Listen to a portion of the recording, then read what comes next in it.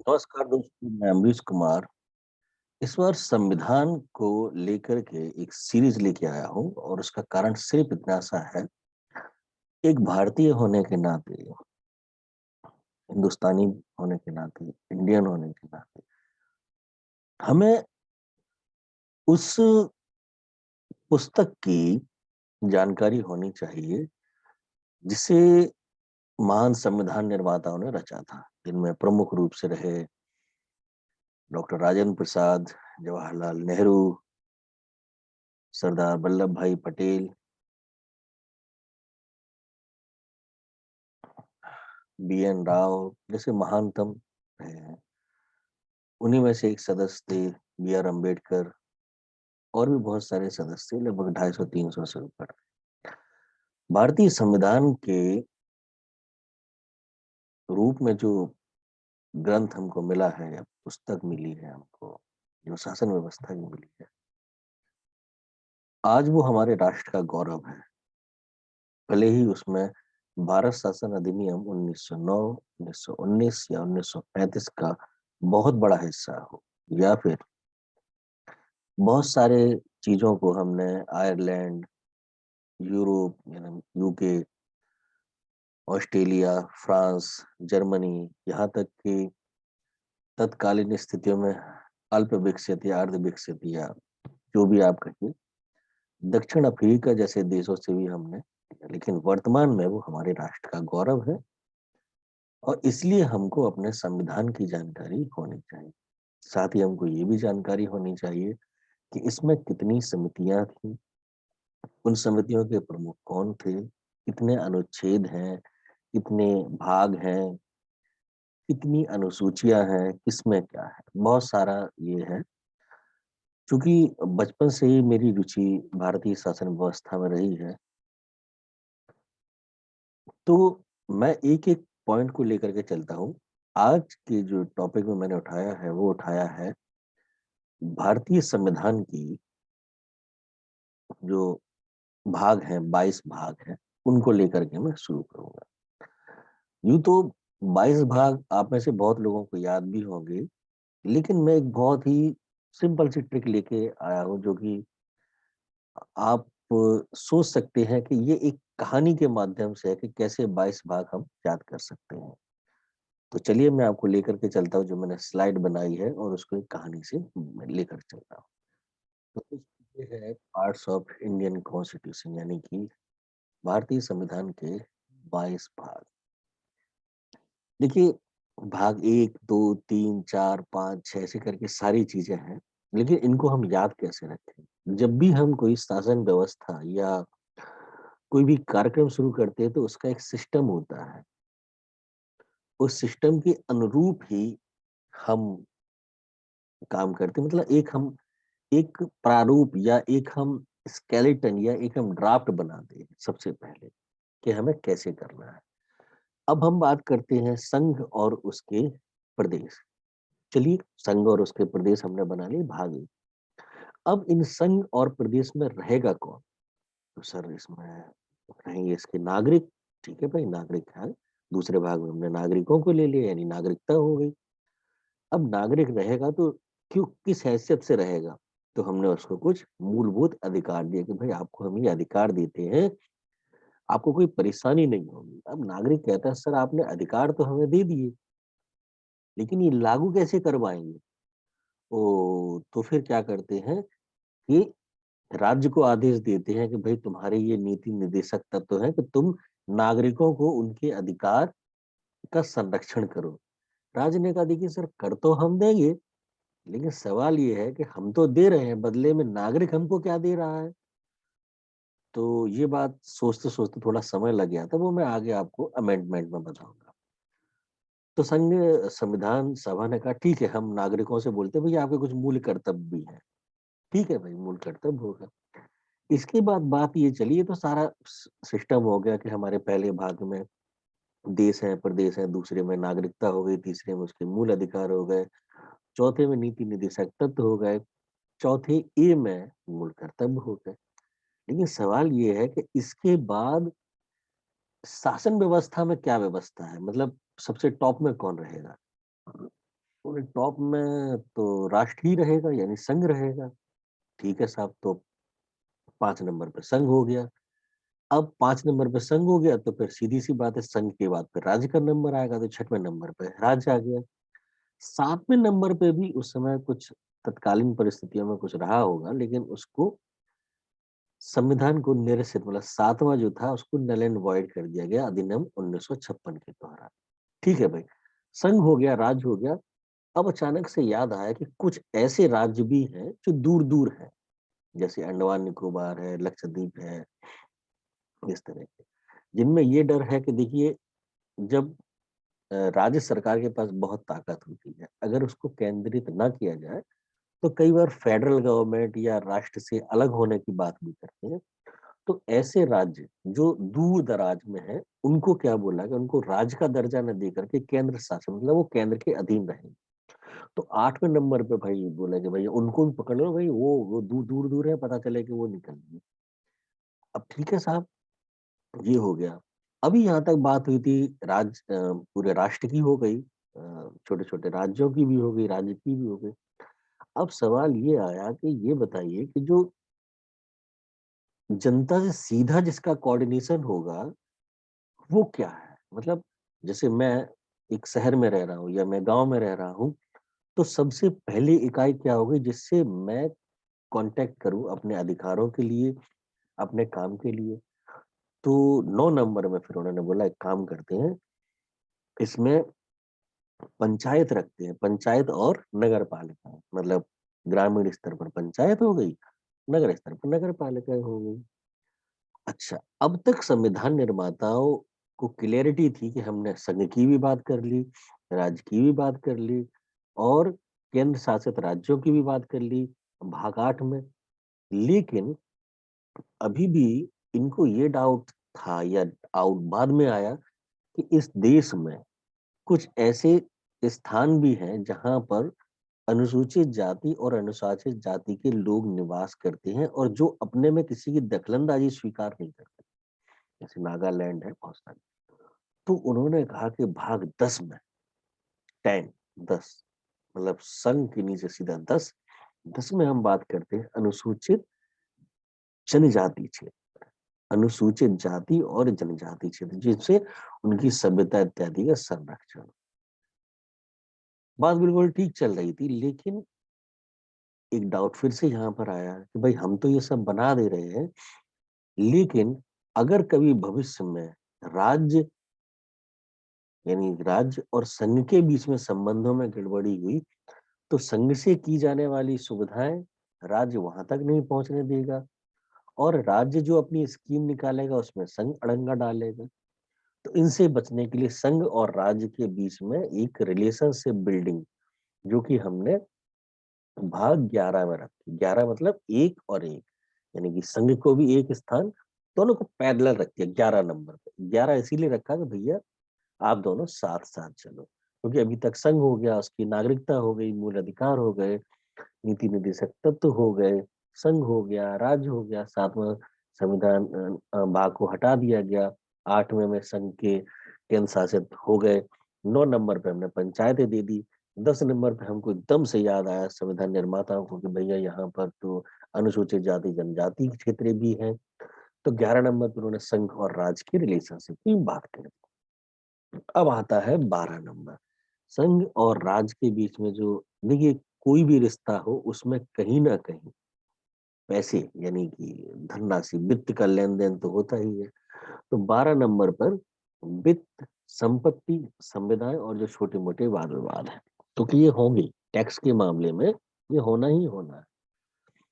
कुछ टैक्स राज्य सरकार कलेक्ट करेगी जिसमें से केंद्र का हिस्सा होगा, कुछ केंद्र सरकार कलेक्ट करेगी जिसमें राज्य का हिस्सा होगा।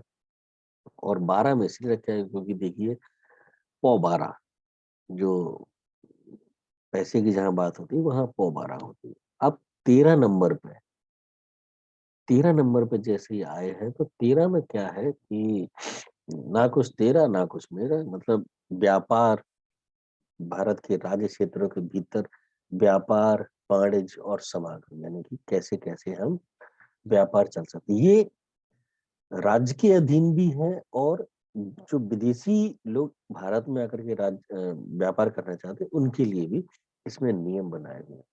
क्योंकि जो 13 है सो मेरा है, तो 13 नंबर पे उन्होंने दे दिया कि भाई व्यापार वगैरह है। अभी तक ये सारी चीजें हो गई थी, लेकिन अचानक से संविधान निर्माताओं को लगा कि कोई ऐसी गवर्निंग बॉडी तो हो जो ये सब चीजें सुचारू रूप से चला सके।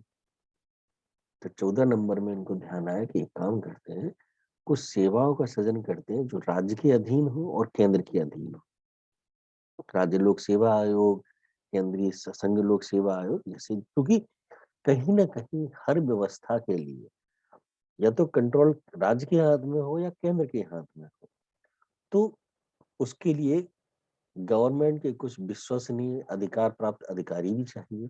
तो फिर राज्य के अधीन सेवाएं हो। राज्य के अधीन सेवाएं होने के बाद फिर उनको लगा कि कहीं ऐसा ना हो कि जो ये अधिकारी जो है, ये जैसे ब्रिटिश के समय में सर्वे सर्वा थे, तो कुछ इनके ऊपर भी ऐसा होना चाहिए जो इनको जनता के काम करने के लिए बाध्य करे। तो 15 नंबर में भैया बोले चुनाव कराओ फिर तो, क्योंकि बिना चुनाव के इनके ऊपर कोई बैठेगा नहीं, तो 15 नंबर में चुनाव हो गया। लेकिन अब फिर से जो बात 10 नंबर में थी, अनुसूचित जाति अनुसूचित जनजाति वाली, तो यहाँ पर 17 नंबर है, फिर से इनको याद आया। क्योंकि जिस समय संविधान का निर्माण हो रहा था, उस समय भी ये एक हौवा बना के रख दिया गया था कि कुछ वर्ग ऐसे हैं जिनको संरक्षण की बहुत जरूरत है, थी या नहीं है, ये बहुत बड़ा डिबेट का विषय है। लेकिन कहीं ना कहीं ये जरूर उपलब्ध होना चाहिए था कि कब तक। ठीक है, 17 नंबर है, फिर उन्होंने कुछ वर्गों के लिए विशेष उपबंध। ठीक है भाई, चुनाव है, वोट है, क्योंकि चुनाव में इन्हीं वर्गों के आधार पर ही तो देश को बांट करके वोट लिए जाएंगे कि तुम्हारे ऊपर जुल्म हुआ, तुम्हारे ऊपर अत्याचार हुआ इन्होंने। चलिए ठीक है। अब क्या है, देश में जितने भी राज्य हैं, हर राज्य की एक एक भाषा है, और वो राज्य उस भाषा के प्रति समर्पित है, वहाँ की जनता समर्पित है। तो राष्ट्रभाषा ना हो करके संविधान निर्माताओं ने सोचा कि हम एक राजभाषा करते हैं, और राजभाषा में सारी भाषाएं, जिन जिन राज्यों की प्रमुख प्रमुख भाषाएं हैं, हम उनको ले आते हैं। तो 18 नंबर में अ, कुछ उपबंध जो है वो 16 नंबर में है, और 17 नंबर में है राजभाषा। 17 नंबर में राजभाषा इन्होंने दे दिया। अब बात ये थी कि कभी ऐसी सिचुएशन आई कि जो राज्य है, राज्य केंद्र की बात नहीं सुन रहा है, अपनी मनमानी कर रहा है, या विदेशी कोई हमला हो गया है, या कुछ ऐसी सिचुएशन है कि जो संवैधानिक व्यवस्था है वो पूरी तरह से गड़बड़ा गई। तो उस समय हम किन किन अधिकारों को रोक करके राष्ट्र सर्वोपरि है इसके लिए काम करेंगे। तो जो आपात उपबंध है, ये 18 नंबर में जो आपातकालीन स्थितियां हैं, उसको लेकर के आया गया। 19 नंबर में इसके बारे में और विस्तृत चर्चा की। संविधान निर्माताओं में बहुत लंबी फौज थी, बहुत, मतलब 300 से ऊपर के लोग थे। तो फिर उनके दिमाग में ये आया कि आज की स्थितियों में जो हम बोल रहे हैं, आज के 10 साल की बाद, उसके 10 साल के बाद बहुत चीजें बदलेंगी। तो हमको कुछ ऐसा करना चाहिए कि लकीर ना पीटी जाए, मतलब जो लिखा है बस अंधे होकर के उसको फॉलो करना है, ऐसा ना हो। नई नई चीजें आएंगी, नए नए विचार आएंगे, उसके अनुसार बदलाव संविधान में भी हो सकता है, जरूरी हो। तो 20 नंबर, यानी कि 20 नंबर का मतलब, देखो पहले नंबर पे तो संविधान था ही। आपने देखो जब उसका कोई दूसरा वर्जन लॉन्च होता है तो हम उसको 2.1 2 तो जब संविधान में संशोधन होगा तो अपने आप सेकंड वर्जन हो जाएगा।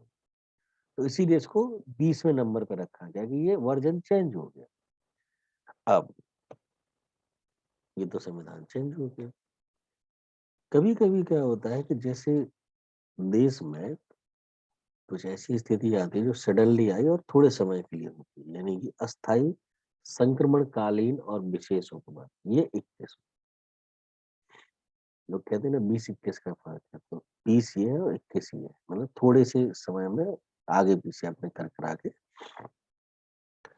22 नंबर में संक्षिप्त नाम, बहुत बहुत सेवाओं के प्रारंभ, हिंदी के प्राधिकृत पाठ और निरसन। संविधान निर्माताओं को उस समय भी ऐसा फील अंदर से हुआ कि हम जिस देश की गुलामी से मुक्त हुए हैं, उसी देश की भाषा में अपने संविधान की रचना कर रहे हैं, बजाय इसके कि हम सब एक मत होकर के किसी भारतीय भाषा में करते। और उस समय भी हिंदी भाषा के बोलने वाले बहुत ज्यादा थे, लेकिन मत नहीं हो पाया, तो वो संविधान निर्माताओं के मन में उस समय में थोड़ा डर था। तो एक बार मैं फिर से रिकेप कर देता हूँ। सबसे पहले हमने एक राष्ट्र का निर्माण किया जिसमें राज्य है और राष्ट्र है। राष्ट्र में रहेगा कौन? रहेंगे नागरिक, लेकिन किस अधिकार से रहेंगे? उनको कुछ मूल अधिकार दिए जाए। मूल अधिकार देने के बाद हमने राज्यों को बोला कि भैया चौथे नंबर पे आप आओ, जो इनके अधिकारों को संरक्षित कर सके। लेकिन राज्य बोला कुछ इनको भी कर्तव्य दीजिएगा, तो इनको कर्तव्य के रूप में मूल कर्तव्य दिए गए। अब आता है 5 नंबर। 5 नंबर का मतलब राष्ट्र क्या है? संघ, जिसे हम कहते हैं यूनियन। ठीक है, 5 नंबर में संघ के अधीन कौन कौन से बड़े बड़े पद हैं, जैसे राष्ट्रपति, उपराष्ट्रपति, ये सब हो गए। संघ के बाद दूसरा नंबर आ गया अपना, 6 नंबर पे आ गया राज्य।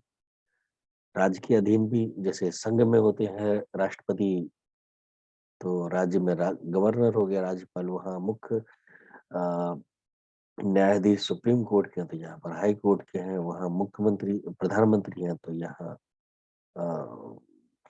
मुख्यमंत्री है। वहाँ अटॉर्नी जनरल है, यहाँ पर महाधिवक्ता है। इस तरह से पूरी सेवाएं बिल्कुल बराबर बराबर चली। 7वें नंबर को हटा दिया गया था 1956 में। अब आता है 8वां नंबर। 8वें नंबर पे जैसे ही आए तो इनको ये लगा कि भाई केंद्र हो गया, राज्य हो गया, कुछ राज्य ऐसे भी हैं जो केंद्र मतलब देश की सीमाओं से थोड़े दूर हैं, यानी कि वो केंद्र शासित राज्य उनको कर दो, नहीं तो वो किसी भी समय ऑटोनोमस होकर के भागने की कोशिश करेंगे। तो केंद्र शासित राज्यों की वहां पर हमने बात की। 8वें नंबर में केंद्र शासित राज्य हो गए। 9 नंबर पे एक ऐसी बॉडी को बनाया गया जिससे हम ह्यूमन जो देश के नागरिक है सीधे टच कर सकते हैं, जैसे पंचायत हुई, नगर पंचायत हुई। तो ये 9 नंबर में। जैसे ही हम 10 नंबर पर आए तो 10 नंबर पे हमको ये महसूस हुआ कि देश में कुछ ऐसे क्षेत्र भी हैं जहां पर अभी भी ऐसी जनता रहती है जो अपने अंदर किसी को घुसने नहीं देती, जिसको हम अनुसूचित जाति और जनजाति क्षेत्र कहते हैं। ये 10 नंबर तक हो गया। 11 नंबर में उन्होंने सोचा कि कहीं ऐसा ना हो राज्य और केंद्र एक दूसरे के बीच में टाकरा है, तो 11 नंबर में बिल्कुल बराबरी, दोनों तरफ बराबर है।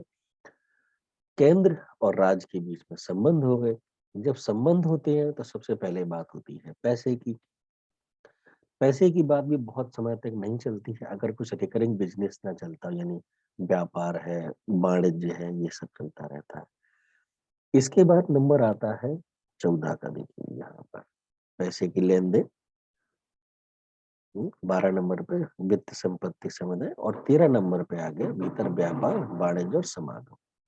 अब ये सारी चीजें तो ठीक है, लेकिन इन सबको हैंडल करने के लिए 14 नंबर में उन्होंने दे दिया कि राज्य की और संघ की सेवाएं। अब सेवाएं तो दे दी, फिर जनता। तो ये तो एक स्टील बॉडी हो गई, जिसको वल्लभ भाई पटेल ने बोला था civil service is the steel body of country. तो अब इन तक जनता की आवाज कौन पहुंचाएगा? तो भैया बहुत जरूरी है कि चुनाव कराओ। तो 15 नंबर पे आपके चुनाव हो गए। जैसे ही 15 नंबर पे चुनाव हुए तो चुनाव लड़ने के लिए कुछ ना कुछ झुंझुना टाइप चाहिए होता है, जिससे जनता को बोला जाए कि तुम्हारे ऊपर ये जुल्म हुआ, तुमसे ये लिया गया, तुमसे वो लिया गया। तो बोले कुछ वर्गों के लिए विशेष उपबंध, बोलिए 16 नंबर में डाल दो। 16 नंबर में जैसे ही डाला तो ये तो हो गए वर्ग। लेकिन अब क्या था कि हर राज्य की एक अलग भाषा है। 17 नंबर पे उन्होंने कहा कि उस भाषा के आधार पर भी लोग अपने-अपने झंडे गाड़ेंगे कि हमारी भाषा सबसे ऊपर है, हमारे 17 नंबर में हमने भाषा दे दी। अब क्या था, भाषा तो दे दी लेकिन अब हर कोई अगर भाषा के नाम पे तांडव करेगा, तो राज्य में संवैधानिक ढाँचा तो गड़बड़ा जाएगा। तो बोले 18 नंबर पे डाल दो भैया आपातकालीन उपबंध कि अगर ज़्यादा संविधान की अवहेलना हुई तो यहाँ पर आपातकाल भी लग सकता है। 19 नंबर पे जो है प्रकीर्णन मतलब इन सब के थोड़े विस्तार। 20 नंबर का मतलब है संविधान का दूसरा वर्जन यानी कि संविधान में संशोधन। ये हो गया 20। अब बात आती है 21 नंबर।